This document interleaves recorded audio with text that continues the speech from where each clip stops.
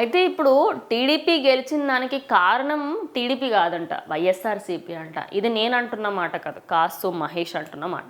అయితే ఆయన అంటున్న దానికి ఏంటంటే, వాళ్ళ లోపల వైఎస్ఆర్సీపీ వాళ్ళ కోపాన్ని, అగ్నిజ్వాలని వాళ్ళు ఎప్పుడైతే స్టార్ట్ చేశారో, అంటే ఎగ్జాంపుల్ చెప్తా. ఇప్పుడు పవన్ కళ్యాణ్ని తిట్టడంతో జన సైనికులందరి లోపల కోపం ఎక్కువైపోయింది. ఆ కోపంతో వాళ్ళు 10% చేయాలనుకున్నప్పటికీ 100% కంటే ఎక్కువ చేయించారు. అట్లనే ఇప్పుడు రోజా అన్న మాటలకి లోకేష్ ఇన్ని రోజులు కూడా చాలా బాధపడ్డారు.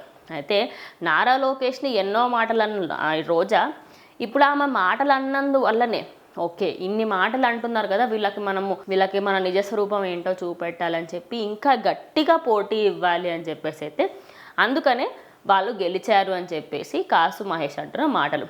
అయితే దానికి గల మెయిన్ రీజన్స్ ఏంటి అంటే, ప్రజల్లోకి వెళ్ళినప్పుడు అంటే ఎలక్షన్స్ అయిపోయిన తర్వాత, ఓటు వేసిన తర్వాత ఎప్పుడైతే ప్రజల దగ్గరికి వైఎస్ఆర్సీపీ కార్యకర్తలు కానివ్వండి, అటు నేతలు కానివ్వండి మాట్లాడడానికి వెళ్ళినప్పుడు ఎవరికి ఓటేశారు ఏమిటి అని అడిగితే, సంక్షేమ పథకాలన్నీ మీయే తీసుకున్నాం కదా, అటు అమ్మఒడి కానివ్వండి, పెన్షన్లు కానివ్వండి, ఏ దానికైనా సరే అన్నీ మీవే తీసుకున్నాం కదా, మీకే ఓటేసామని ప్రతి ఒక్క సర్వేలో చెప్పారంట.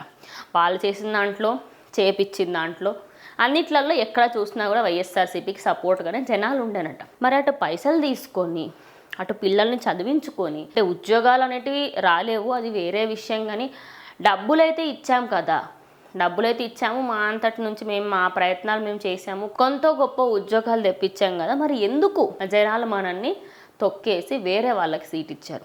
అది కూడా మామూలుగా అపోజిషనే లేనంత విధంగా ఇంత దారుణంగా ఓడించాల్సిన అవసరం ఏముంది? ఎందుకంటే 164 సీట్లు గెలిచిన టీడీపీ, ఇటు 11 సీట్లే గెలిచిన వైఎస్ఆర్సీపీ. అయితే ఇందులో లూప్ హోల్స్ అన్నీ వెతికితే, ఫస్ట్ మనీ ఇచ్చినంత మాత్రాన జాబులు ఇవ్వకపోతే, డెవలప్మెంట్ చేయకపోతే, క్యాపిటల్ ఇవ్వకపోతే జనాలు బెడిసి కొడతారు. ఇది ఫస్ట్. అక్కడ టీడీపీ దాన్నే ప్లస్ పాయింట్గా తీసుకొని, ఉద్యోగాలు తీసుకురాలేదు, క్యాపిటల్ లేదు, ఎక్కువగా చేస్తున్నారు, మనీ అని చెప్పేసి చెప్తున్నారు కదా, మరి ఎక్కడ పోయింది, ఎందుకు ఇవ్వట్లేదు అని ఫస్ట్ పాయింట్.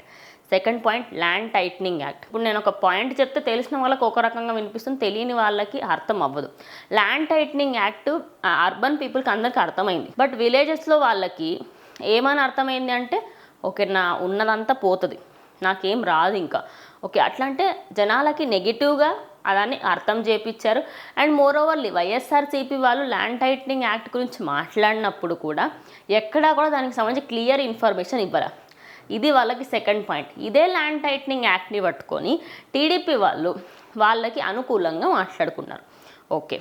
3, మద్యంకి సంబంధించి నాసి రకం మద్యం, ఎక్కడ లేని బ్రాండ్లు, బ్లాక్ బస్టర్ అని, ఇంకొక 2-3 అయితే చిత్రమైన పేర్లు, అసలు అవి ఎంత కల్తీ మందు అంటే అంత కల్తీ మందు, దానివల్ల ఎంతోమంది ఆరోగ్యం దెబ్బతింది.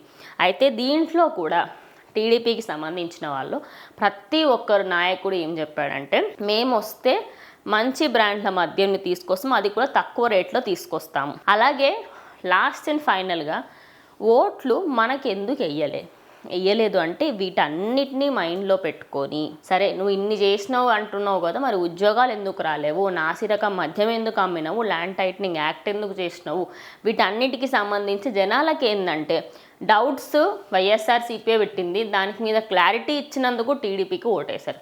మొత్తంగా చూసుకుంటే ఒక క్లారిటీ ఏంటంటే, వైఎస్ఆర్సీపీ ఓడిపోయింది టీడీపీ కోసమే, టీడీపీ వాళ్ళని గెలిపించడానికే మనం ఓడిపోయామన్నట్టుగా మనకు అనిపిస్తుంది అన్నట్టుగా అయితే ఆయన చెప్పడం జరిగింది. లాస్ట్ అండ్ ఫైనల్ పాయింట్, ఆయన ఒక మాట అన్నారనమాట. 2019లో జగన్ జైలుకి వెళ్ళినందుకు ఆ కోపంతో వైఎస్ఆర్సీపీ కార్యకర్తలు కానీ, అక్కడ ఉన్న లోకల్ నాయకులు కానీ, ప్రతి ఒక్కరు సర్పంచ్ దగ్గర నుంచి నాయకుల వరకు, ఎమ్మెల్యే వరకు, ఎంపీల వరకు ప్రతి ఒక్కరు కష్టపడ్డారు. బికాస్ అవమానంగా ఫీల్ అయ్యారు కాబట్టి. సేమ్ రోల్స్ రివర్స్ అన్నట్టుగా చంద్రబాబు నాయుడు జగన్ ప్లేస్లో, ఇటు జగన్ ఏమో చంద్రబాబు నాయుడు ప్లేస్లో. అయితే ఇప్పుడు రోల్స్ రివర్స్ చేయడంతో అటు చంద్రబాబు నాయుడిని అక్రమంగా స్కిల్ స్కామ్స్ కేసెస్లో ఆయన లోపలకు పంపించడము, దానివల్ల అటు జనసేనకి, ఇటు బీజేపీకి, అని అలాగే చంద్రబాబు నాయుడికి సంబంధించిన టీడీపీ పార్టీలో ఉన్న నేతలందరికీ కూడా ఆవేదన, అది కోపంగా మారి అది ఆవేశంగా మారి జనాల వద్దకు వెళ్ళాలి, మాకు ఈ అవమానం జరిగింది అని చెప్పేసి చెప్పుకున్నారు. లాస్ట్ అండ్ ఫైనల్ పాయింట్ ఏంటంటే నోటి దురుసు. ఇక్కడ ఈ లాంగ్వేజ్లో చెప్పాలంటే అది వినడానికి అంత బాగోదని చెప్పొచ్చు, ఆయన అదే విధంగా చెప్పాడు. అయితే ఈ నోటి దురద ఎవరికైతే ఉంటుందో, నోటి దురుసుతనం కానివ్వండి, నోటి దురద అంటారు కదా, ఏంటంటే ఎగ్జాంపుల్ కొడాలి నాని, అంబటి రాంబాబు, రోజా, వీళ్ళందరూ ఎప్పుడెప్పుడు ఛాన్స్ దొరుకుతుందా, ఎప్పుడెప్పుడు తిడదామా అనే ఉద్దేశంతోనే ఉండే తప్పించి జనాలకు ఏం చేయాలి ఏంటి అనేది ఎప్పుడు పట్టించుకోలే.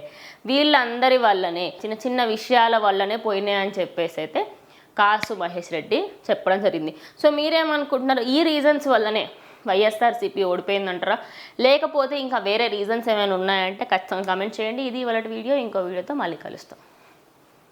ఎంతసేపు